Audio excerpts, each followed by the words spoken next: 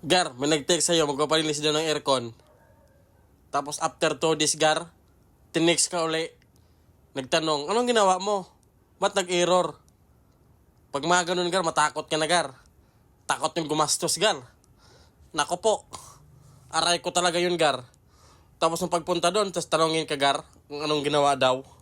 Linis lang yun. Siyempre, babalikan mo ngayon yan, Gar, para hindi ka masira, di ba? Tapos pag naalam mo na kung ano yung sira, tapos sabihin mo doon, tapos ikaw yung pinag-abono, huwag kang pumayag, Gar. Kahit pa sa tulpo kayo mapang-abot, Gar. Hindi mo kasalanan yun. Tapos mamarinig mo, dapat sinabi mo noon, napasira na pala yan. Walang ganun, Gar. Walang ganun, wala nakakaalam. Hindi ka scientist. Hindi ikaw yung nakakaalam kung kailan masisira yan, Gar. Kaya sa mga ganun, Gar, huwag kang pumayag, mga ganun. Yung agribeduhin ka, yung mga takot gumastos, huwag kang pumayag, Gar. Kahit pa sinong pinaka-eksperto, wala nakakalam kung kailan ang lifespan ng bawat mga parts, lalo na pag mga electronics. Tapos naabutan ka dyan sa kapitbahay mong aircon technician din.